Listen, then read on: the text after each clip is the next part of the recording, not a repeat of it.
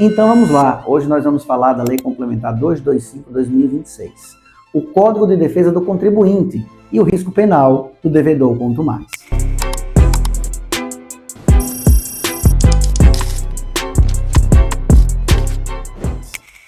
Se você é empresário, contador, advogado, ou simplesmente convive o dia a dia do fiscal e do pagamento dos boletos, eu preciso que você fique comigo até o final.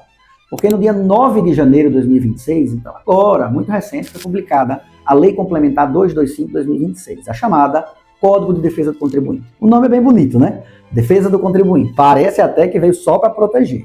Até tem pontos de proteção, segurança jurídica, previsibilidade, mas não só. Tem um bloco dentro dessa lei que é o que eu quero te mostrar hoje. Um bloco que muda, e muito, o jogo do processo penal tributário, especialmente quando o contribuinte é rotulado como devedor quanto mais.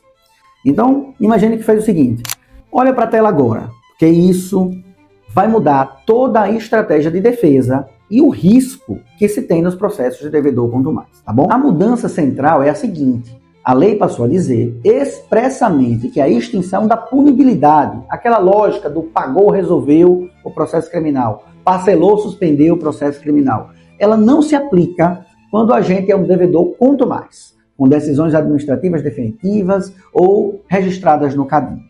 E eu vou traduzir isso aqui sem muitos jurisdiquês. Antes, em muitos cenários, a regularização do débito, pagamento integral ou parcelamento, era a porta de saída do processo penal. Agora, para o devedor quanto mais, essa porta ficou fechada. Eu diria até que construíram uma parede no lugar onde existia essa porta. E atenção, é um detalhe muito importante. Mesmo que esse contribuinte deixe de ser considerado quanto mais, depois, a lei que diz que os efeitos retroativos continuam valendo para os atos praticados enquanto ele era devedor quanto mais. Respire, respire. Eu vou explicar um pouco melhor isso passo a passo. De onde sai isso na lei? De que artigo? E de onde é que vem essas explicações? A gente vai colocar aqui na sua tela. Isso faz parte do artigo 49 e 53 da Lei Complementar 225/2026 e alterou os dispositivos do Código Penal e algumas outras leis. Lá no artigo 49, mexeu diretamente em dois crimes do Código Penal. O artigo 168A, apropriação indébita previdenciária, o artigo 337A, sonegação de contribuição previdenciária. E o que ele acrescenta, né? Ele colocou que parágrafos, o que é que ele disse lá basicamente? Ele disse que a extinção da punibilidade prevista aqui não se aplica aos agentes declarados devedores quanto mais, com decisão administrativa definitiva e inscrição no CADIM, o Cadastro de Inadimplentes. E repete o mesmo raciocínio dos outros dois artigos, com o mesmo gatilho. Quanto mais decisão definitiva, mais registro no CADIM. Não há como sair do processo criminal. Isso passa a ser um pesadelo, né? Ah, tá, doutor Ricardo, mas é só para dívida previdenciária, é? Não, pior que não. Porque o artigo 50 traz a mesma lógica que apareceu lá no artigo 34 da Lei 9249, de 1995, também afastando a punibilidade para o devedor quanto mais. E o artigo 51 altera o artigo 83 daquela Lei 9430. E ela é importantíssima porque trata da engrenagem penal tributária. A lei deixa claro que, no seu parágrafo 1º a 4º, não se aplicam os benefícios ao devedor quanto mais. Então o recado é, não é um detalhe, é uma mudança de política criminal mesmo. Agora, eu preciso perguntar uma coisa bem direta. Você sabe o que é devedor quanto mais nesse contexto? Porque muita gente acha que quem é devedor já é quanto mais. E não é tão simples assim. Devedor quanto mais não é devedor eventual. Dever algum tributo faz parte da rotina da empresa. E olha bem para a tela aqui de novo, porque isso deve ficar muito claro e é crucial. A própria Receita Federal e o Ministério da Fazenda divulgaram na Lei Complementar 225/2026 que criou um modelo de diferenciação. Um tratamento para o bom contribuinte e outro para o devedor quanto mais. Justamente para distinguir inadimplência ocasional de práticas reiteradas e estruturadas de não pagamento. Ou seja, a narrativa oficial é modernização, previsibilidade, foco da conformidade fiscal. Mas, juridicamente, o que importa para você é como alguém vira o tal do devedor quanto mais. A Lei Complementar 225 descreve um processo administrativo para identificar o devedor quanto mais, com garantias mínimas, notificação, indicação de critérios objetivos, fundamentação, prazo de regularização, apresentação de defesa com efeito suspensivo, assegurando o contraditório e a ampla defesa. Então não é aparecer um débito e pronto, já existe ali a minha pecha de devedor quanto mais, não é assim.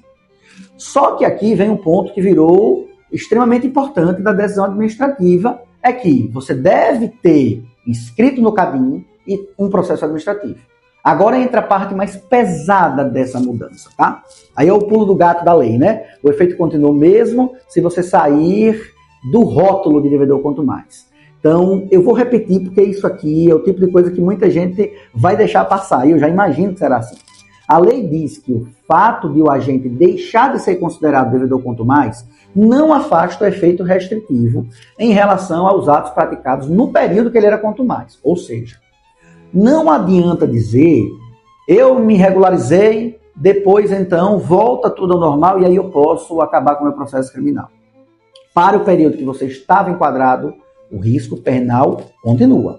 Esse ponto aparece de forma explícita nos parágrafos inseridos nos dispositivos que a gente citou lá no começo do nosso vídeo, tá? Qualquer coisa, volta lá e vê de novo. Então aqui, eu quero que você entenda a consequência prática. A estratégia, vou parcelar e depois a gente resolve o penal, perde força, se houver contumácia. Na prática, o que isso muda no risco criminal tributário? Agora, eu vou lhe falar na condição de advogado, olhando para quem está me assistindo e que precisa de uma orientação dessa natureza. Isso muda porque a regularização do passivo, que sempre foi um caminho relativamente de gestão de risco, de deixar de ser uma solução automática em alguns casos, ela precisa ser analisada para que você não entre no cenário da contumácia. E aí tem dois impactos enormes. O primeiro desses impactos é, o empresário tem passivo alto e recorrente para entrar num cenário penal avançado, mesmo com o pagamento de alguns parcelamentos, a rescisão de outros, se estiver enquadrado como contumaz, isso precisa ser analisado. Um segundo impacto importante é a gestão do passivo, que ela deve deixar de ser um fluxo simplesmente financeiro tributário e vira também um fluxo penal estratégico. E aqui eu já deixo um alerta. Isso não é para gerar pânico, mas é para gerar planejamento. Ou seja, se eu vou precisar dever algo, eu tenho que equilibrar. Sempre não pode ser os tributos. Mas então, esse Código de Defesa do Contribuinte é ruim, doutor Ricardo? Não. Eu não quero dizer que ele seja ruim, né? E também não digo que ele seja muito justo. Mas a Receita Federal e o Ministério da Fazenda apresentaram na Lei Complementar 225 um marco de modernização, com reforço da segurança jurídica, previsibilidade e os programas lá de conformidade fiscal. O problema não é esse, analisar se foi bom ou se foi ruim. Mas o problema é o seguinte, a mesma lei que fala de boa-fé e transparência também estabelece um braço duro para aquele que é devedor quanto mais. Um braço penal, e o recado é claro, contumácia não usa a mesma porta de saída do processo criminal.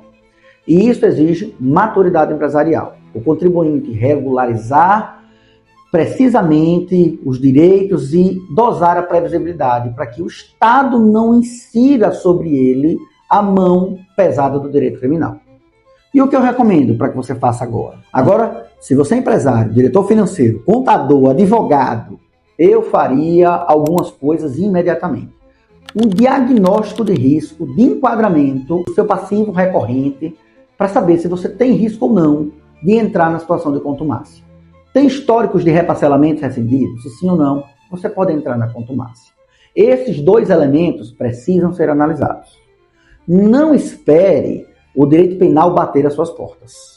A lei deixa muito claro que exige o procedimento administrativo, a notificação, a oportunidade de autorregularização e defesa.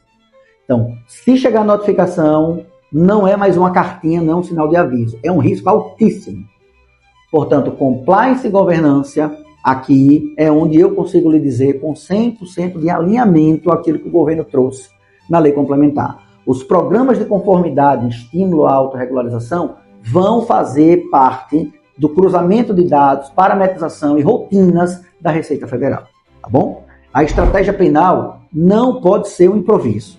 Se você tiver um cenário sensível, se você precisa de estratégia integrada, tributária, contábil e penal, faça isso quanto antes.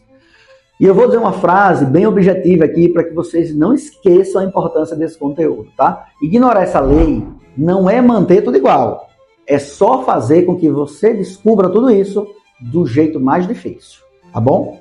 Se você chegou até aqui, então me faça um favor, olhe para a tela e grave essa informação, tá? A Lei Complementar 225/2026 entrou em vigor com um discurso de modernização e equilíbrio, mas trouxe um recado duro. A quem? Ao devedor quanto mais.